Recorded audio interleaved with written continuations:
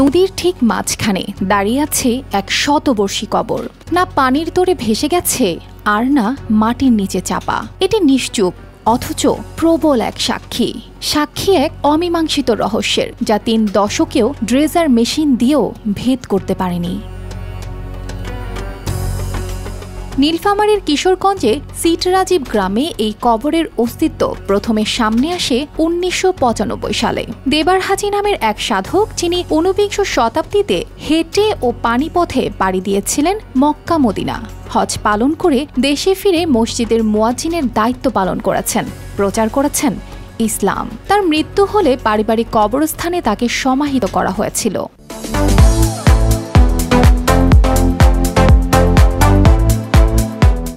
বিশাল একজন আল্লাহওয়ালা লোক ছিলেন। এই ক্যানেলটা খোলার সময়ও ভেকু গাড়ি দিয়ে যখন ক্যানেলটা খোঁড়ে, ওই কবরের কাছে ভেকু গাড়িটা যাওয়ার সাথে সাথে কিন্তু ভেকু গাড়িটা ফেরত হয়ে যায়। যে একটা বড় জন্তুর ভেকু গাড়ি, যেখানে যে কোনো জিনিসে করলে সেখান থেকে হয়, সেখানে ওই কবরটার কাছে গেইতে কলায় ভেকু গাড়িটা কিন্তু ঘরত হয়ে যায়। তবে কালের পরিক্রমায় সেই কবরস্থানের বেশিরভাগ অংশই বিলীন হয়ে যায়। তিস্তা সেচ ক্যানেল খননের সময় অন্য সব কবর স্থানান্তর করা হলেও এক অদ্ভুত কারণে অক্ষত থাকে দেবার হাজীর কবরটি। শ্রমিকরা কবরটি কাটতে চেয়েও ব্যর্থ হয়। কেউ কেউ জানায় কবরের মাটি যেন পাথরের মতো শক্ত। এমনকি সাম্প্রতিক সংস্কার কাজেও স্কেভেটরের যান্ত্রিক ত্রুটি দেখা দেয় বারবার। স্থানীয়রা শেষমেশ চাঁদা তুলে কবরটি ইট দিয়ে ঘিরে রাখে। ওনার নাম দেবার হাজী, পায়ে হেঁটে হজ করছে। কতগুলা তারা জমি ছিল, সেই জমিগুলা বিক্রি করে সে হজ করছে। কবরস্থানটা যে দেখা যাচ্ছে সেটাও মনে করেন যে তার পার্সোনাল জমি। এখানেই শেষ নয়, সবচেয়ে বিস্ময়ের ব্যাপার হলো বর্ষার উত্তাল পানির নিচে থেকেও কবরটি কখনো অদৃশ্য হয়নি। পানি যতই বাড়ুক, যতই প্রবল স্রোত বইতে থাকুক, কবরটিকে দেখা যায় স্পষ্ট।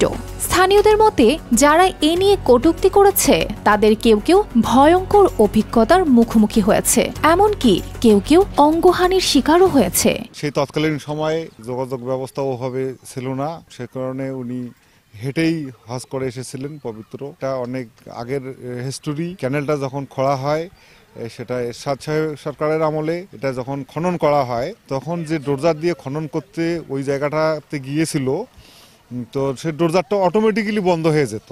তারপরে যিনি ডোরজারের ড্রাইভার ছিলেন উনি দেখানো অসুস্থ হয়ে যেতেন। এমনও শোনা গেছে যে একটা ডোরজারের ড্রাইভারের বাচ্চা নাকি কি তার পরিবারের একজন লোক মারা গেছে, এটার একটা এফেক্ট হিসাবে। স্থানীয় চেয়ারম্যান জানান, একসময় কিছু ব্যক্তি এই কবরের সামনে মান্যত নেওয়ার চেষ্টা করেছিল। জনপ্রতিনিধিদের হস্তক্ষেপে সেই প্রবণতা বন্ধ করা হয়। বর্তমানে পানি কমলে কবরটি স্পষ্টভাবে দেখা যায়, আর পানি বাড়লে ঘাস ও কচুরিপানার ভেতর তার অস্তিত্ব টিকে থাকে। এই দেবার হাজী সাহেব আমাদের শোনা কথা, ইনি হেঁটে হজ করছিলেন। হজ করার পরে ওনার মৃত্যুর পরে উনি ওনার দাপন হয় ওখানে ওই ক্যানেলে উপরে, কিন্তু তখন তো জানতো না এই দিক দিয়ে ক্যানেল আসবে। তো ক্যানেলে খোঁড়ার এক সময় ওখানে ড্রোজার মেশিন লাগাইছিল। ড্রোজার যতই চাপ দেখ না কেন ওখানে ড্রোজার দিয়ে ভাঙতে পারে না এই কবরটা। শেষ মুহূর্তে কবরস্থান যখন ভাঙতে পারে না, এটা ওই অবস্থায় রেখেছিলেন। পরবর্তীতে ওইটাকে চতুর্দিকে ঘিরে টেরা রাখা ছিল, এখন ইটপাট দিয়ে রাখা আছে। মাঝখান থেকে এক লোক লাল শালু করে ওখানে একটা কবরের পূজার মতো একটা করেছিল। আমরা স্থানীয় যারা চেয়ারম্যান মেম্বার এখানে তাকে রাগটাক করে উঠাই দিয়েছি। এখন আমরা চাচ্ছি যে ওইটা কবরটা সংস্কার করে আমরা চতুর্দিকে ঘিরে টেরে একটা সযত্নে রাখতে চাচ্ছি। এই রহস্যময় কবর শুধুই কাকতালীয় ঘটনা, নাকি সত্যিই কোনো অলৌকিক শক্তির প্রতিচ্ছবি? তিস্তার জলধারায় জেগে থাকা এই কবর যেন প্রশ্ন ছুড়ে দেয় সময়ের বুকে। News desk, RTV।